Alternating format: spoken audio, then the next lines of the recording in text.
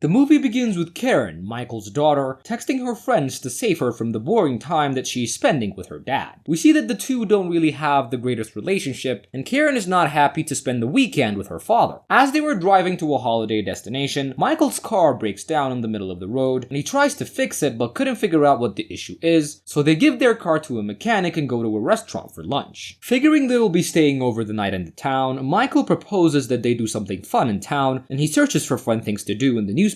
and finds an escape room. He remembers Karen telling him that she wanted to try that, so he asks her to join him, and this excites Karen as her friends have told her great things about escape rooms, and she accepts the invitation. Michael then asks a waitress named Betsy about the escape room, but she tells them not to go to that place, and she further elaborates and says that a lot of bad things have happened there over the years, and the people that go up there never return. She then starts laughing and tells them that she's joking, and she tells them that it's a great place and to use her name to get a discount. Karen goes to the bathroom before going out, and she starts hearing weird noises, and she then hears a penny dropping in a supposedly empty stall, but before she can open it, Betsy enters the bathroom and Karen leaves without seeing what was in the stall. They arrive at the place and enter an old mansion, and at first there was no one inside, but suddenly, the host Josie comes in and invites them to the main room. There they meet Andrew, who came alone, and Melanie, who dragged her boyfriend Tyler to the escape room as her birthday present. Josie returns with some tea, and she then gives them a waiver which everyone signs without actually reading it, and they turn off the lights and play a projector, telling them a story of an unknown plague that took over the town years ago. The church blamed black magic and doctors feared an outbreak, but it was discovered that the cause of these events lie within the house, and an inventor lived in the house who tested theories that were rejected by the outside world, and the town sent 5 people to put a stop to the inventor's experiments, but the people disappeared and were never heard from again. She then tells them that it's their job to find out what happened and to help the 5 people escape the house. But there's a catch. If they can't finish the puzzle within the hour, the forces lurking within the house will drive them insane. And if at any point they can't continue, they can say the word awake to be freed from the house. Everyone is weirded out by Josie's presentation, except for Melanie, who's entertained by the very deep lore. The group then are locked in the first room, and they all start looking for clues. Andrew and Karen start hitting it off, which makes Michael uncomfortable, and he tries to stand between them, but it doesn't work. While looking around, they find an ayahuasca tree and masks that represent different animals and spirits, and they then find a music disc which reveals to them how to order the masks in a proper way. When Melanie and Tyler put the masks in order, a safe is revealed. And as the group start looking for numbers, Tyler picks up the snake mask and puts it on, and he then starts seeing worms moving inside his head, which really freaks him out. Everyone sees him and think he's just paranoid, but no one puts the mask on, and they all manage to find the numbers written on the masks, and they get the key for the first room in just 10 minutes. In the next room, we see Tyler is still freaked out, so he just sits on the couch while everyone else tries to work to find the next clue. Andrew figures out that the inventor was trying to talk to the dead, connecting the ayahuasca with weird devices in the room. Melanie then picks up a phone and starts hearing her voice. At first it just repeats what she is saying, but then the voice keeps talking once she stops, and the woman on the phone asks to talk to Tyler. And when he picks up the phone, she tells him that she is sorry and to get out of the house immediately, and he then sees worms inside the phone, and he throws it away and breaks it. But the others don't really see any worms, just fake blood that was inside the phone. But this has gotten too much for Tyler, and he says awake and runs out of the room. Melanie is upset with him, but Andrew thinks maybe Josie put some drug in the tea to make him paranoid, and they ignore the situation for now and just keep looking around. The room is filled with clocks, but one of them has stopped in a specific time, and Karen uses this time to change the radio frequency, and a recording starts to play, giving them some kind of code. They use that to get the next key, and start trying it in different doors, and it opens the last one, which is a closet, and when they open it, they find a bleeding and dying Josie just lying there. She tells them that the inventor did this to her, and that they need to find the master key to escape, and then suddenly, the door just shuts off. This really freaks out Michael, as he thinks her injuries were real, but Melanie tells him that Josie was just selling the story very well, but it still doesn't sit well with Michael, and he uses the word awake, but he gets ignored. This makes him even more paranoid, but Melanie tells him that Josie might not yet be back to the control room after her very great acting. They then keep looking around, but the only opening they see is a small hole hole above one of the doors, and they push up Karen to the hole, and she manages to escape the room. She then tries to open the door for them, but it still doesn't work, and she then hears Josie's voice calling her, and she starts following the voice, and it leads her to a morgue room. And in this morgue room, she sees human skeletons getting tested on, and Josie's voice disappears, and as Karen looks around, she finds recently dead bodies, which makes her really scared, and she then hears someone coming toward the white door, and she immediately closes it and hides in the cupboard. Meanwhile, the three were calling her, and when she got to the morgue room, their doors open, and they start searching for her, but they're all led to another room. And there, they see that they only have 35 minutes left, and they also find the projector Josie showed them already playing, and Andrew figures out the combination lock for the next key, but as him and Michael leave, Melanie starts seeing herself inside the video. She then sees herself running in a loop, unable to come out of the room, and when she turns, the two have already left, and the door closes on them, and they couldn't get in as they left the key inside. They call for her to come and join them, but when Melanie tries to open the door, she loops around and comes back to the center of the room. This happens multiple times and she gives up, and she then goes to the explored area of the room and finds Tyler hanged and dead. Melanie freaks out and returns to the main room where she gets a call, and it's her from the previous room, and that scene plays again, but this time from her perspective, and this Melanie asks to talk to Tyler and apologizes and tells him to run out of the house. She then tries to run away and finds a ladder, but it breaks and she falls on a sharp material and she dies. Outside the room, Michael and Andrew get into a fight and they split up, and Andrew manages to find Karen from her hiding place just before she's grabbed by a dead person, and she asks him where her dad is, and he tells her that they split up to search for her. She then asks him how he found her this time with a scared tone, but he tells her that he heard her scream and followed the noise. He calms her paranoia a little by telling her that it's just a game and that they're just messing with them, and they start to look for clues to escape to the next room. Karen finds an autopsy report of a woman where it says that there was a foreign object found in her stomach. Andrew then finds a way out through a vent hole, and it's locked, but Karen finds a blueprint of the home, which reveals that there's a key inside the toilet. The toilet is filled with black water and is very disgusting, but Andrew puts his hand in to find the key, but he ends up pulling out a severed hand, which freaks out both of them, and they agree that the hand is fake, and then Karen puts her hand inside to find the key, and then they open the vent and climb inside. Meanwhile, Michael finds himself in a hallway, and he finds a muddy footprint and follows it to a wall with a painting of a tree and a river. As he stares at the picture, the walls open and he's sucked into the outside, and there he finds a woman wearing white and chained in the water, and she comes out of the water slowly and starts kissing his neck, and she then puts the chain around his hands and neck, and the chain starts to tighten, but as he starts choking, he's teleported back to the home. He then sees the images updated, and now the woman in white is in the picture, and he walks away and we see that he's making a muddy footprint. When we go back to Karen and Andrew, they crawl in the small vent space, and this makes Karen claustrophobic and struggle to breathe, so Andrew starts telling her stories to try to calm her down, and it works a little, but as they reach the end, Andrew is sucked in by something, and Karen still manages to make it out, and she comes out of the room where Tyler was dead. As she screams, Michael runs to her as he has also wandered back to the room and found the dead body seconds before, and he calms her down and promises her that they're going to make it out, and they see the clock is glitching and changing from 36 minutes to 9 minutes, and they find out that the door is locked, so Michael uses the same technique to escape the room. But they then figure out that they missed something and that they need to find the master key as Josie told them, and they start going back to the first room and see Tyler just after he ran out of the game, and he disappears in front of them before they can talk to him, and they see the clock again change from 40 minutes to 5, showing us that there's something that's messing up the time. The two make it back to the closet and find the dying Josie, and Karen then remembers about the autopsy that she read and tells Michael that the key will be in the stomach of Josie. And as she said this, he finds the key, and then suddenly everything starts shaking and the lights start to flicker, and Karen finds a door that opens, but when they enter it, they find themselves back in the restaurant bathroom again. They hide in the stall as they hear a noise, and we see the same scene repeat itself, but this time with their perspective. They see the previous Karen getting ready in the bathroom, and this Karen then accidentally drops a coin, but before they are seen, Betsy interrupts it. They wait until Karen leaves, and they make it out of the restaurant, where they find their car parked outside, and a note from the mechanic telling them that it was just a valve problem, and they then enter the car, but when Michael tries to start the car, he finds the glove compartment where he keeps his keys is locked by another lock that is found in the house, revealing that the game is still not over.